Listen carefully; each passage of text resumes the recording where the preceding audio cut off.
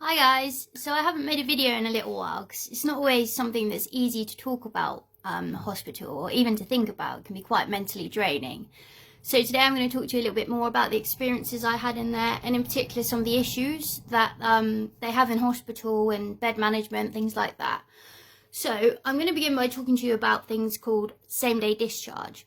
So that's kind of when, generally, in my experience, from what I've seen, because it didn't happen to me, but a few of my friends were in there and it happened to them. So one of my friends in particular was quite young. And she was literally told on the day that she was going to be discharged later that day. And she didn't really have any kind of plan, didn't know where she was going, hadn't really thought it through.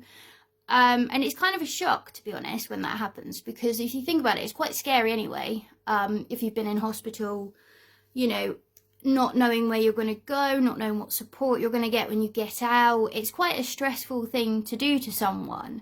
And they kind of do it quite a bit in there. From what I've seen, it happened to quite a few people. And generally, one in particular it happened to, got sent to, they were young, very young, like 19, sent to a homeless place that, you know, wasn't really great for them and wasn't really suited to their needs.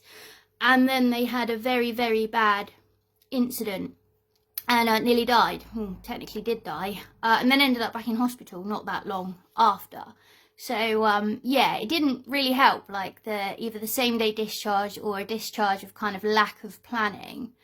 In my experience, from what I saw, I'd say the majority of people that were told on the day that they were going to be discharged would be back within a week, 2 weeks, generally worse off than when they left. And now one of the biggest issues I have with hospital is the complete kind of lack of a plan and lack of a kind of clear purpose. So for me, going in there, you kind of expect to get in there and kind of everybody knows what you're in there for. You know what you're in there for. There's kind of a plan of why you're in hospital, what's going to happen when you're in hospital and when you're going to get out. You would imagine that's kind of a conversation you have when you kind of go in there, or at least like if you're unwell enough, at least your team, your health team, mental health team, whoever it is, talks to the hospital team and they kind of have a plan, right? You'd think that, wouldn't you? No, it doesn't happen. And you think, like, for me, I went in there and kind of, because I wasn't safe, as they say, and I went in voluntary, which was a mistake because that ended up in a section that lasted over a year, but never mind. And it's kind of like you don't really know what's going on. I don't think they even know in there what they're there for. So like a lot of people come into hospital and you kind of meet them. They come in and they say, oh, I'm here because I need a meds change, or I'm here because I'm not safe, I'm here because I don't have anywhere safe to live, or I'm here because I need psychology. And that's kind of where they come in. And for me, it's not really made like for any of those things hospital. Because, like, even a meds change, right? You see the doctor once a week. That's it. Once a week, right? And trying to see him outside of those times is nearly impossible. And there were many, many weeks in there where we didn't even have a psychiatrist. Not a regular one anyway. So nothing really changed because the ones that were coming in didn't know us, didn't want to make any decisions because obviously it comes back to them and they don't know enough. It was a complete mess. So, like, even a meds change would probably be a lot easier and quicker in the community. Unless it's a meds change where it's kind of a chemical imbalance in the brain and somebody is very unwell and needs that chemical to come back up in their brain, that's where it kind of works quite well. So for example, if someone is bipolar and they've been off their medication for a little while and they need their levels to go up in their brain, then it does work well because they're safe in hospital whilst the chemicals then become rebalanced and then they can go out. Same with people who are schizophrenic, you know, if they've come off their medication and they need it to get back to that level where they can manage in the community, then it works quite well, hospital, you know, as long as it's planned. But like for someone like me who it's not urgent really, like a meds change, mine aren't really for that, then it's like there's no point really doing it in there. So it's not really for that. Same for like housing. It's not a homeless shelter, you know, and it turned into one. Like even me, I had nowhere safe to go, so that kept me in there a lot longer. But it isn't for that, you know, it's not a homeless shelter. They can't really find you accommodation in there. That's not their job. That's kind of the community team and your care coordinator. I mean, they can sometimes like send you to other hospitals or like behaviour units, stuff like that. They can refer you. It's not impossible. But like for you to find even supported living, a lot of people came in and they wanted supported living. Now with supported living, if you've been on a section 3, which I have, then you're automatically entitled to kind of like free aftercare because of your loss of liberty. So if you've been on a section 3, it is generally a lot easier to be put into supported living because you've already got the free aftercare. Whereas a lot of people came in and they've been on a section 2, which is the assessment period, but never been on a 3, which is technically for treatment. So a lot of those people would come in and they want supported living. And again, like the hospital isn't really there for that. There's no one really there. There used to be. There's no one there that really deals with housing or anything. And it's kind of like the community team and the hospital team are totally separate. Like they barely even talk to each other. It's ridiculous. So quite a lot of people would come in, say, I want supported living, blah, blah, blah. And like, you just can't get it. Eventually you might after a few weeks, but it's not really what hospital's built for, you know. There needs to be somewhere safe in the community for people who are generally safe in the community, but just need to find somewhere long-term to live. The hospital isn't really for that. And again, like, so the lack of kind of planning in there, I kind of just got lost, to be honest, because you have a meeting once a week with the doctor. You don't really know what you're in there for. Like, they mess around with your meds because that's what they do. Psychology as well, like, you're lucky if you get that in there. I mean, and if you do, like, it's not really that great anymore. It used to be. So a lot of people came in and they wanted psychology. And the thing is, like, proper, like, psychology, like, intensive psychology is done over quite a long period of time, isn't it? So, like, you can't be in hospital to do, like, 6 months of psychology because, obviously, that's a long time in hospital. And, again, it's not really built for that. Psychology is more something you do in the community. Like, if hospital worked better and they had intensive psychology, it may work better. But a lot of their psychology is groups as well. So they expect you to go along to the groups. And most people struggle with groups, especially mixed groups. So they don't really go. Or the groups aren't relevant to them. And then if they don't go to the groups, then they're seen as not engaging. And then they get discharged. So it's a bit of a mess, really. There doesn't seem to be enough psychologists in there to give everybody like the talk, like the professional talk, because you get to talk to like the support workers and stuff, but obviously a lot of them aren't trained. Like a psychologist has obviously got their degree and stuff, so unless you were to do maybe, I don't know, 4 days intensive psychology, like where you have more than one session a day, maybe it could work. But you know, it's not something you can go in there and just expect psychology as well. You've got to be referred, and then a lot of the times they tell you you're supposed to go to the group. It's not one-on-one, that kind of stuff. So people kind of get lost in that. I did. I didn't know what I was in there for. They didn't really know what I was in there for. It was just waiting for housing, and then it was you can't go here, you can't go there, and messing around with meds and stuff. But I think one of the issues, like, is the lack of clarity. Like, I don't think they really know what they're there for. For me, hospitals should be like a last resort. It should be for, generally, for safety for me. Like, if somebody isn't safe themselves in the community or has like some kind of chemical imbalance that's affecting their behaviour for themselves and others, like if the community is not safe for them to be in and they have severe mental health, then yes, hospital's great. But hospital is not for somebody who wants to go into supported living or wants to do some psychology long term. It's not really for that. So what ended up happening is people would be in there for longer periods of time than you think would be necessary. So you're talking, I think there was at least 4 weeks where there was like no movement, no admissions, no discharges. Everyone's kind of there. You get to see the doctor once a week. So it's basically like 1 day a week you actually do anything towards your admission anyway. So it doesn't really work. And then they kind of freak out and go, oh no, bed management are moaning at us. Let's pick 2 or 3 people that we can kick out really quickly with no plan or anything, and we'll just see how that goes. And obviously it never goes well. And a lot of the youngsters as well, they've been institutionalised. So all they know is hospital or supported living or something. So they get discharged and then they kind of do something to get themselves admitted again. Then they get discharged again, admitted. And it's kind of like a bit of a waste of time. Because, like, they obviously need help. They need some help.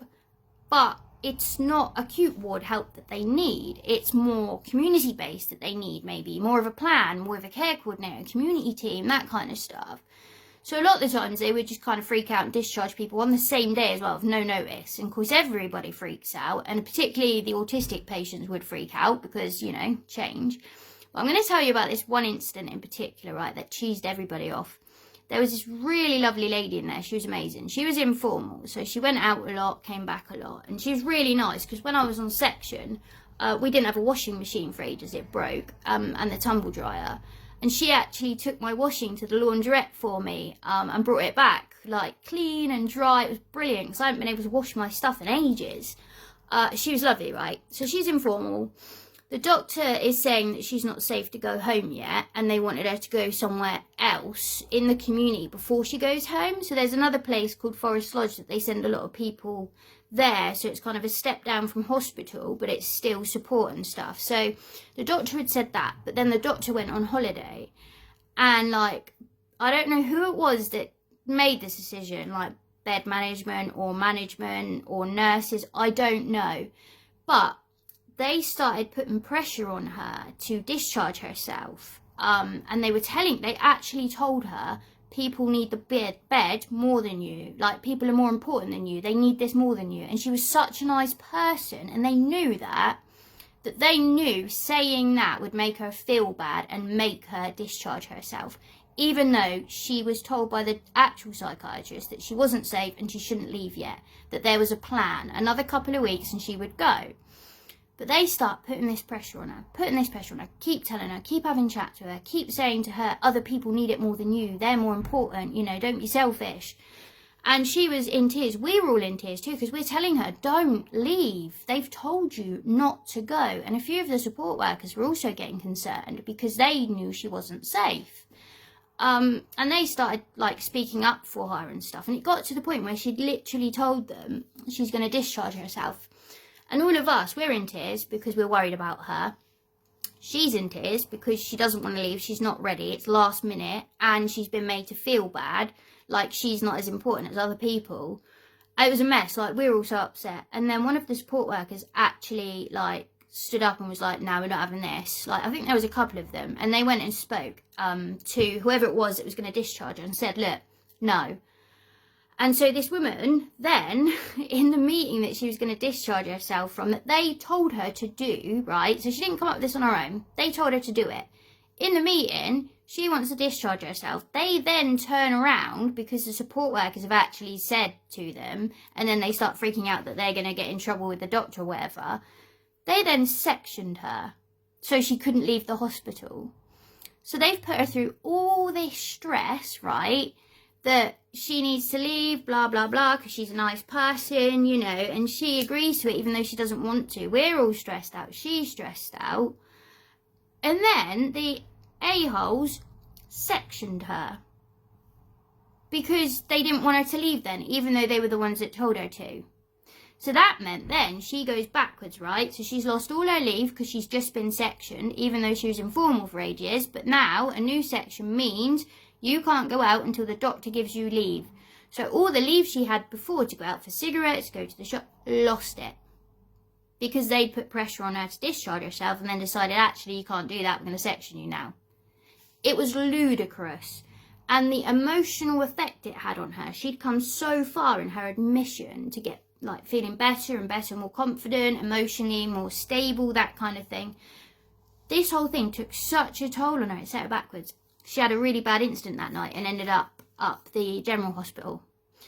And that was quite a common thing in there. They would put pressure on people to leave, particularly informal patients. They would say to them, like, go on a couple of nights leave home to see how it goes. They'd have a good plan with the doctor, because we did have a really good psychiatrist at one point. She would do like a detailed kind of 2-week plan one of my friends had. She was meant to go on, I think it was 2 nights over leave, come back a night, see how it went, and then she had a really important appointment, stay that night, and then be discharged. So it was a clear plan with the psychiatrist. But these things tend to happen in the evening when the psychiatrist isn't there, or the weekend when the psychiatrist isn't there, because then other people can take over and make the decisions. But she was meant to go 2 nights leave, And they kept putting pressure on her to do another night, another night, another night. And she's like, no, I have this plan. I'm going to stick to this plan because we've made this plan together and this is what is going to work.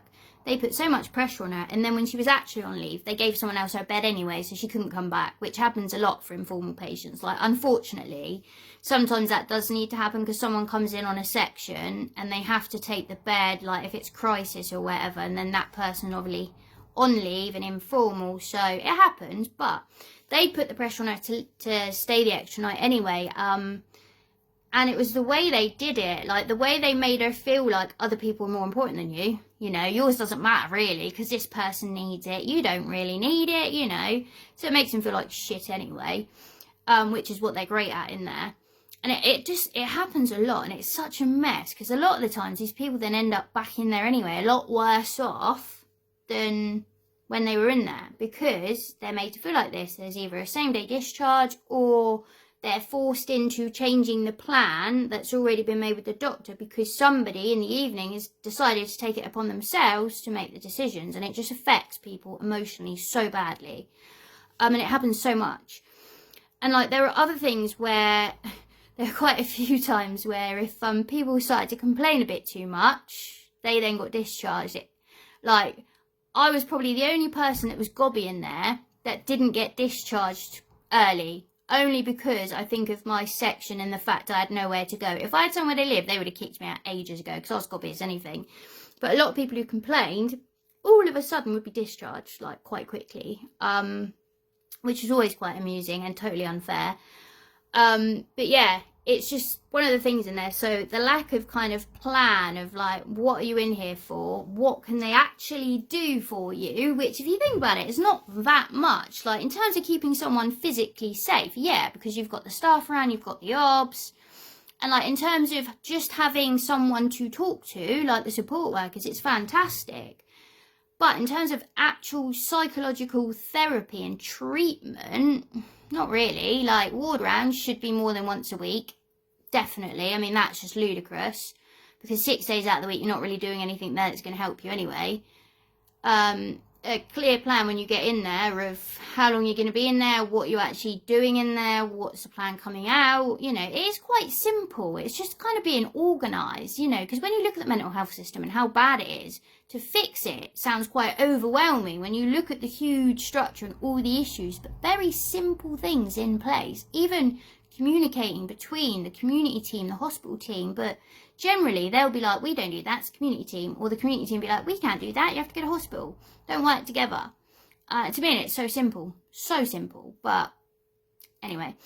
And yeah, just the way they make people feel in there, they make you feel bad, like you're not good enough, you might as well just discharge yourself because, you know, someone else needs it more than you. And then that person comes in, doesn't know what they're in there for, and it's just a cycle of like being lost and just not really doing anything that helps. So like, that's really what I wanted to talk to you about today, and in particular the one lady that they tried to force out and then sectioned, which again, you'd think these stories were kind of like one-off stuff, but this kind of stuff happens like every day in there, all the time. Even the way you're made to feel like you're not as important, or someone else has got it worse than you, which yeah, they probably have, but that doesn't make me feel any better, does it? And it's not really a nice way to speak to someone. But yeah, guys, as always, if you've been affected by anything in my video, you've got any comments, reach out to me. And until next time, stay safe, everyone. Bye.